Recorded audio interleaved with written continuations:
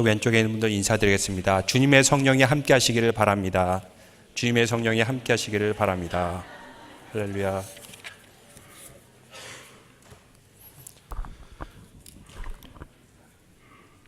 차를 몰고 가다가 교통경찰에게 잡히면 여러 가지 변명하는 방법이 있다고 합니다.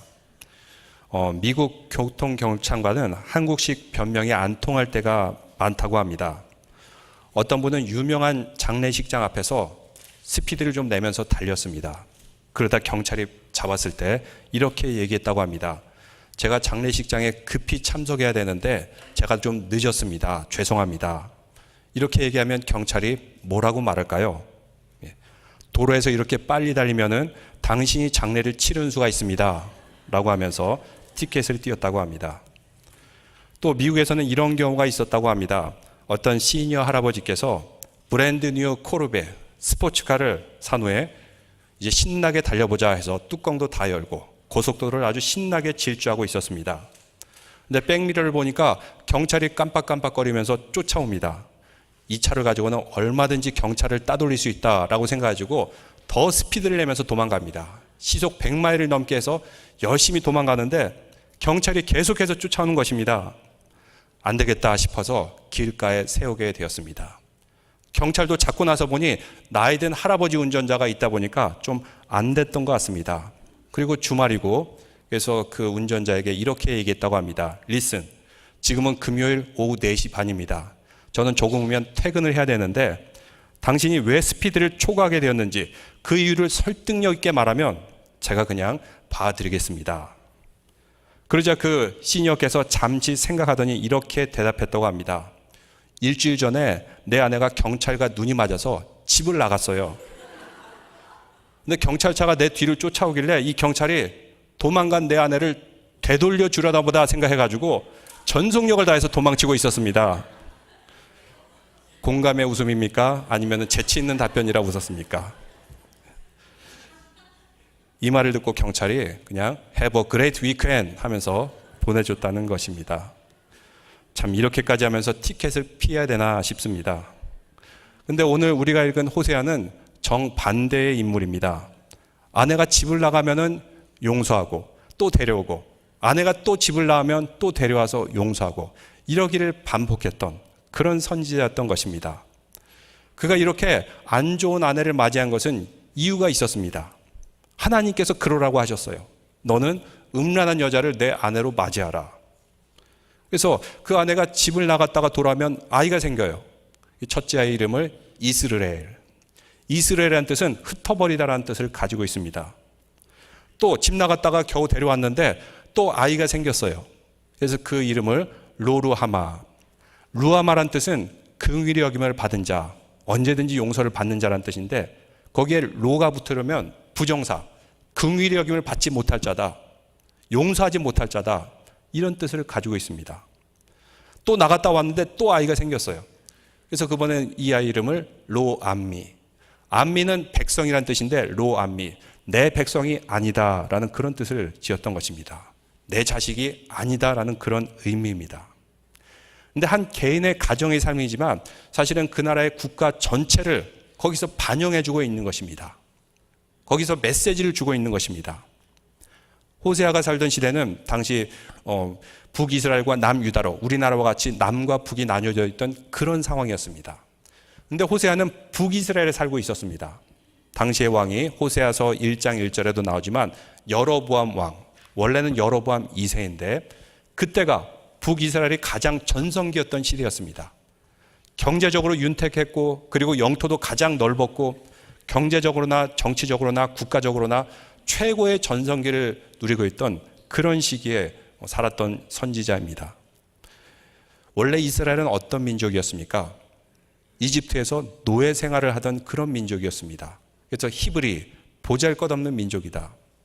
그런데 하나님이 기적과 같은 능력으로 그들은 홍해를 건너서 자유인이 되었고 광야 40년 동안 먹을 것, 입을 것이 없이 헐벗었지만 하나님께서 불기둥과 구름기둥으로 그들을 다 지켜주시고 또 만나와 메추라기와 그 반석에서 물을 내줘서 그들은 광야에서 살아갈 수가 있었던 것입니다. 하나님의 약속 가운데 드디어 가나안 땅에 도착하게 되었습니다. 풍요로운 곳에서 그들은 번성하였습니다. 그렇게 되자 하나님께서 그들에게 베풀어 주시는 모든 은혜와 그 복을 새까맣게 잊어버리게 된 것입니다. 이렇게 경제적으로 풍요로울 때 사람이 정신줄을 놓게 되면 우상숭배에 빠져듭니다. 그 우상숭배의 음란과 살인과 부정분배가 다 총집약되어 있는 죄가 있습니다. 그 죄를 저지르는 것입니다. 마치 그 모습이 음란한 여인을 아내로 삼아서 남편을 버리고 도망가는 그런 상황과 같다라는 것을 말씀을 통해서, 메시지를 통해서 보여주는 것입니다. 결과는 어떻게 될까요?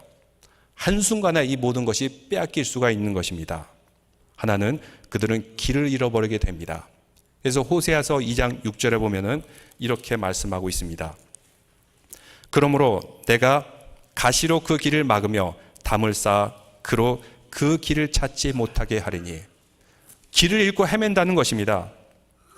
그리고 또 어떻게 됩니까? 모든 것을 다 빼앗기게 됩니다. 2장 9절에 보니까 그러므로 내가 내 곡식을 그것이 익을 계절에 도로 찾으며 내가 새 포도주로 그것이 맛들기 전에 도로 찾을 것이며 또 그들의 벌거벗은 몸을 가릴 내 양털과 내 삶을 빼앗으리라. 그들이 누리고 있던 그 풍요로운 모든 것들 다 빼앗긴다는 것입니다. 그리고 10절에는 어떻게 됐습니까? 이제 내가 그 수치를 그 사랑하는 자의 눈앞에 드러내리니 그를 내 손에서 건져낼 사람이 없으리라. 역사도 그렇고 참 인생도 그렇습니다. 풍요로워가지고 그 부를 주체하지 못하고 있을 때 한순간에 빼앗기는 것을 얼마나 많이 볼 수가 있습니까? 북이스라엘이 그렇게 풍요롭고 강성한 나라였는데 아수르란 나라에서 이 모든 것이 다 빼앗기게 됩니다. 정말 벌거벗길 채로 그들은 저 멀리 포로로 끌려가게 됩니다. 모든 것을 다 잃게 되었던 것입니다. 그 심판의 날이 얼마 남지 않았다라고 호세아를 통해서 경고를 해주고 있는 것입니다. 그러나 그것이 끝은 아니었습니다. 그들이 다시 주님 앞에 돌아오고 부르짖고 기도할 때 뭐라고 말씀해주고 있습니까?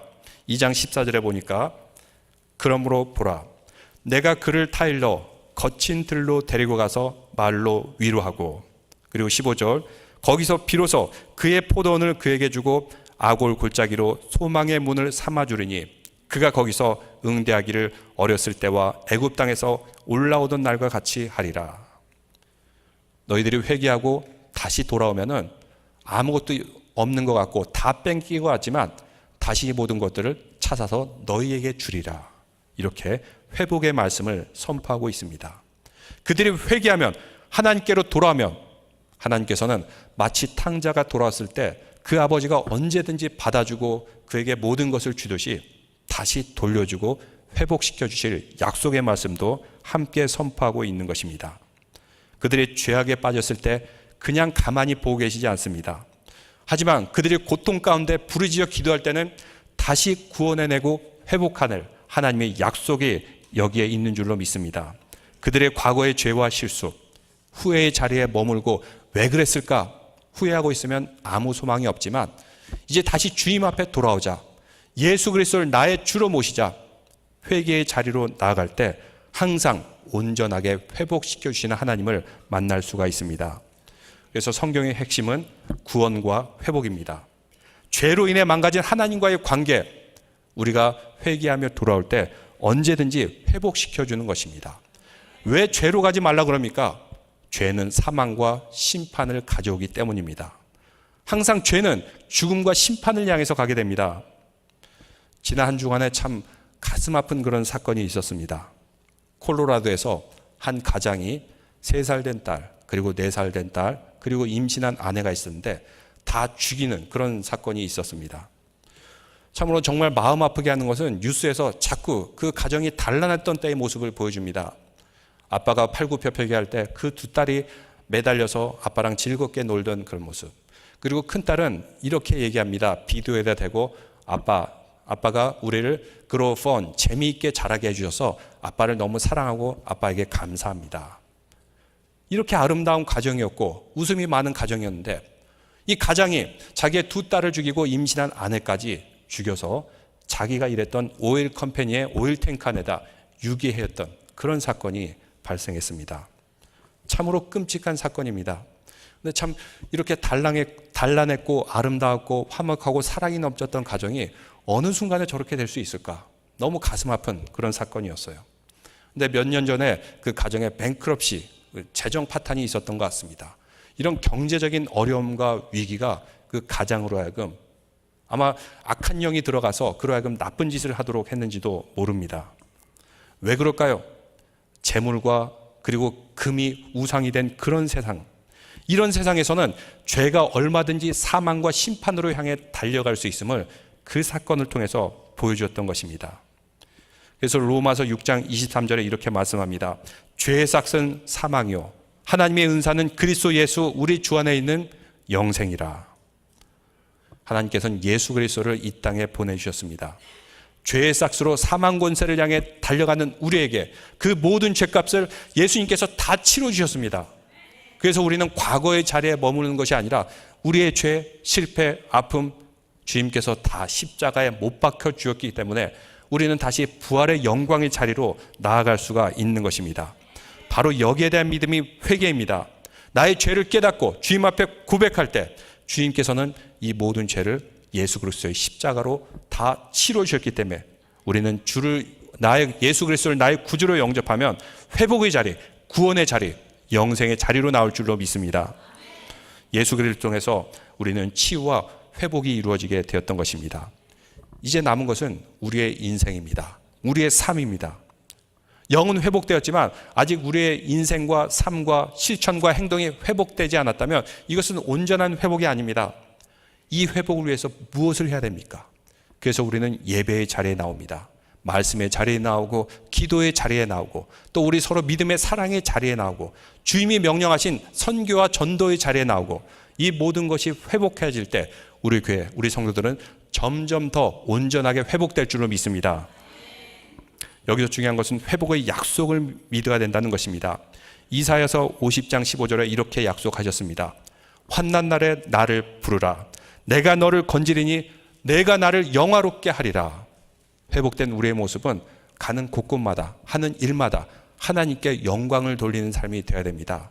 우리를 볼 때 하나님이 사랑을 보아야 되고 그리스도의 사랑을 보아야 되고 또 우리를 통해서 하나님 아버지 영광 받는 믿음의 성도들 되시기를 주님의 이름으로 축원합니다.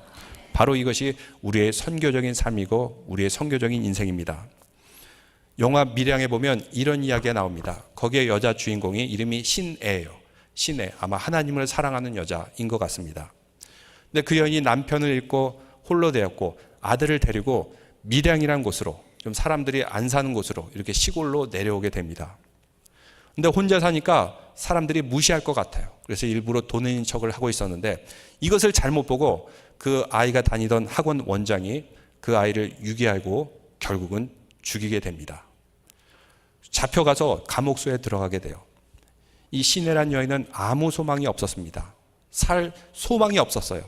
근데 마침 주위에 있는 크리스찬들에 의해서 교회에 나오게 되고 또 성령 치유 집회에 나오게 되어서 울음을 터뜨리면서 예수 그리스도를 나의 구주로 받아들이게 됩니다. 믿음을 조금 갖게 돼요. 그러다 보니까 이제 나도 예수님처럼 그 아들을 죽인 살인범을 용서해 줘야겠다라는 마음을 가지고 감옥소에 가게 됩니다. 그 교도소를 찾아갔는데 그 살인범이 이렇게 얘기하는 겁니다. 저도 압니다. 저도 하나님을 나의 구주로 영접하였고 주님께서 나를 용서해 줬다는 것을 압니다. 이렇게 대답을 하는 겁니다. 이 얘기를 듣더니 그 여인의 안색이 변하면서 내가 용서해 주지 않았는데 어떻게 하나님이 용서할 수 있어? 라고 하면서 그의 믿음이 배반하게 됩니다. 그러면서 삐뚤어지게 살게 되는데 부흥 집회하고 있을 때 몰래 뒤에 와가지고 음악을 틀어주는데 열심히 찬송이 나오는 그 시기에 거짓말이야 거짓말이야 그 유행가가 나오게 하고 일부러 물건을 훔치기도 하고 삐뚤어지게 사는 그런 모습을 보여줍니다. 근데 처음 그 영화를 봤을 때는 저거는 반기독교 영화인가 보다 이런 생각을 했어요. 근데 또 한편으로는 저것은 기독교의 본질에 관한 묻고 있는 그런 영화이다. 그래서 상까지 받은 그런 상인데 그 비평을 보면서 영화를 다시 보게 되었어요. 과연 저 영화가 주는 메시지가 무엇인가? 그 여인이 무엇이 문제입니까? 그 살인범은 무엇이 문제입니까? 그 용서를 자신의 힘으로 했어요. 자신의 공로로 하려고 그렇습니다. 그렇지만 사실 그 시내란 여인도 죄인이었고 하나님 앞에 그 죄의 용서를 받아야 될 그 단계가 아직 부족했던 것입니다. 감정적으로는 주님을 믿습니다 하는데 아직 믿음이 자라나지 못했어요. 어느 순간에 감격이 돼서 하나님 주여 당신을 사랑합니다, 믿습니다라고 했는데 믿음과 신앙이 훈련되지 않으면 금방 이 믿음은 무너지기 마련입니다. 영화에서 이런 장면이 나오는데 그 신혜라는 그 여자 주인공이 차를 타고 가는데 길가에 보니까 어떤 여고생이 남고생으로부터 막 얻어맞고 있어요. 구타를 당하고 얻어맞고 있고 그 여고생이 좀 살려달라고 도와달라고 눈빛으로 보내는데 이것을 외면하고 그냥 자기 길로 갑니다. 그리고 자기도 사람을 칠 뻔을 합니다. 그 칠 뻔한 그 보행자가 와서 사람을 죽일 뻔했잖아요 하면서 막 화를 내니까 죄송합니다, 죄송합니다. 그 보행자가 죄송하면 답니까? 하면서 계속 이렇게 화를 내면서 신혜라는 여인도 그도 또한 죄인이고 또 주님 앞에 용서받아야 될 그 죄인이라는 것입니다. 자기 힘으로 어떻게 용서하겠습니까? 우리 힘으로 용서한다는 것은 나의 공로, 나의 의를 내세우는 거예요. 그 용서라는 것은 하나님께서만 할 수 있다는 것입니다. 근데 그 마지막 장면에 그 여인이 머리를 자르면서 이렇게 끝이 나는데 약간 정신이 도른 상태에서 머리를 자랐는데 그 머리가 바닥에 흩날리게 됩니다. 그 시골 바닥, 참 아무 보잘것없어 보이는, 소망 없어 보이는 그 바닥이지만 거기에 희미하게 빛이 비추는 거예요. 바로 여기에 그 영화 제작자가 주고자 하는 메시지가 있는 것입니다. 아무 소망이 없는 그 여인일지라도, 머리가 잘려진 비참한 상황일지라도 그 머리는 언젠가는 다시 자라나기 마련입니다. 그리고 그것에도 주님의 빛이 비추어 주신다라는 것이 그 영화의 메시지였던 것입니다. 머리카락 하니까 삼손이 생각나더라고요. 여러분, 우리가 아는 삼손도 그도 또한 하나님의 은사를 가지고 아주 궤력을 가진 그런 용사였습니다. 사사였습니다. 그런데 그는 항상 블레셋 여인만 쫓아다녀요. 이것은 마치 뭐와 같냐면 일제시대 때 독립투사를 했던 사람이 일본 여자만 쫓아가서 찾아가는 그런 모습과 똑같습니다. 결국 그 블레셋 여인에 의해서 배반을 받아서 그는 머리카락이 다 뽑히게 되고 그리고 비참하게 감옥에 갇히게 됩니다. 감옥에 갇혀서 맷돌을 굴리는 그런 역할을 하게 되는데 원래 이것은 낙이나 이런 짐승들이 하는 일이에요. 근데 삼손은 그런 처지로까지 바닥을 치게 됩니다. 근데 그 가운데서 성경에 보니까 머리카락이 다시 자라기 시작했더라. 이렇게 말씀합니다. 밑바닥에서 다시 서서히 하나님을 찾고 믿음이 회복되는 과정 가운데 있었음을 보여주게 됩니다. 마지막에 그는 그 다곤 신전에서 두 기둥을 잡고 두 기둥을 무너뜨림으로 그가 그래도 사사로서 적들을 물리치고 자신도 최후를 맞이하게 됩니다. 그의 인생이 바닥을 쳤고 죄로 점철됐고 음란함을 쫓았지만 그래도 그가 다시 믿음을 회복하고 돌아왔을 때 하나님께서는 그를 회복시켜 주었어요. 그래서 히브리서 11장에 보면 믿음의 사람들 이름에 삼손이 나옵니다. 왜냐? 그는 다시 믿음을 회복했기 때문에, 하나님께 돌아왔기 때문에 하나님께서는 언제든지 다시 그런 삼손을 받아주시는 것을 말씀을 통해 보여주고 있습니다. 진정한 회복, 그것은 하나님과의 관계가 회복됐을 때 진정한 회복이 됩니다. 그것이 무엇인지 말씀해 주고 있는데 오늘 2장 21절에서 22절에 이렇게 말씀하고 있습니다. 한번 같이 읽어보겠습니다. 여호와께서 이르시되 그날에 내가 응답하리라. 나는 하늘에 응답하고 하늘은 땅에 응답하고 땅은 곡식과 포도주와 기름에 응답하고 또 이것들은 이스라엘에 응답하리라. 그전에는 아무리 하나님을 부르짖어도 하나님께서 답을 안 하는 것 같았지만 하나님께서 이제 응답하여 주십니다. 우리의 삶 속에서, 우리의 비즈니스와 일터와 가정 속에서 하나님께서 이제 말씀을 하여 주십니다. 응답하여 주십니다. 이것이 바로 회복의 시작이라는 것입니다. 원래 호세아의 그 자녀들 이름, 첫째 아들이 이스라엘, 흩어버린다. 너는 내 자식이 아니다. 버려버린다. 이런 뜻이었습니다. 둘째는 뭐라고요? 로루하마, 용서받지 못할 자, 긍휼함을 받지 못할 자. 셋째는 뭐라고요? 로암미, 내 백성, 내 자녀가 아니다. 그런데 그 자녀들의 이름을 이제 바꾸어 주십니다. 이스라엘, 흩어버릴 자는 이스라엘, 나의 백성이다. 야곱이 하나님께 인정받을 때 이스라엘이라는 이름으로 변했듯이 또 로루하마, 긍휼히 여김을 받지 못할 자에서 루하마, 긍휼히 여김을 받을 자로 바꿔주십니다. 그리고 로암미, 내 자녀가 아니다 해서 암미, 나의 자녀고 나의 백성이다. 이렇게 그의 이름을 다시 바꿔주게 됩니다. 바로 이것이 하나님과의 관계 회복입니다. 아무리 죄 가운데 관계가 단절되었다 할지라도 회개의 자리에 나와서 후회에 머무는 것이 아니라 회개의 자리에 나와서 그의 삶이 변화되었을 때, 주님을 찾게 되었을 때 그의 삶은 언제든지 회복시켜 주심을 말씀을 통해서 약속해 주고 있는 것입니다. 그 고백의 말씀 23절에 있는데 23절을 같이 읽겠습니다. 내가 나를 위하여 그를 이 땅에 심고 긍휼히 여김을 받지 못하였던 자를 긍휼히 여기며 내 백성이 아니었던 자에게 향하여 이르기를 너는 내 백성이라 하리니 그들은 이르기를 주는 내 하나님이시라 하리라 하시니라. 단절되었던 하나님과의 관계가 이제 회복되었다는 것입니다. 그들이 회개할 때는 언제든지 주님께서 받아주시게 됩니다. 몇 년 전에 몇 년도인지 정확히 기억이 안 나는데 WBSC 세계 야구 선수 대회가 있었습니다. 이 대회는 세계에서 잘하는 야구팀 12팀을 뽑아서 시합을 하게 되는데 우리나라가 예선전에서 일본에 그때 5대0으로 졌어요. 일본에 그 괴물 투수라는 사람이 나오니까 우리나라 타자들이 손을 못 쓰는 거예요. 일본에 5대0으로 집니다. 또 미국과 했더니 미국과는 3대2로 졌어요. 그래서 예선전에 탈락할 수도 있었는데 그 다음에 우리 선수들이 잘해서 세 팀을 다 이겨서 3대2로 이기고 이제 본선에 올라오게 되었습니다.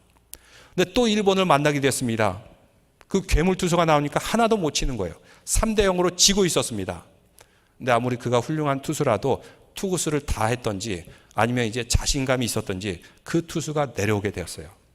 그러자 내리 4점을 내가지고 4대3으로 이기게 되었습니다. 근데 9회 말은 일본이에요. 근데 일본이 그때 점수를 못 내가지고 4대3으로 이기게 되었던 것입니다. 요기 베레라는 사람이 그런 유명한 말을 했다죠. 경기는 끝까지 가봐야 된다. 그리고 미국과도 했는데 미국과도 이기게 되었어요. 세계가 깜짝 놀랐어요. 아니 저 사람들이 who's that guy? 저 사람들이 누구냐? 어떻게 저렇게 야구를 잘하냐? 메이저리그 선수도 막 팍팍 이겨줬으니까. 그래서 세계에서 얼마나 대서특필된 뉴스였는지 모릅니다. 예선에서는 졌지만 후반전으로 갔을 때 다시 모든 것을 총력을 다해서 이기게 되었을 때 예전에 졌던 것들이 기억이 안 됩니다. 이제는 이긴 것만 남아있는 것입니다.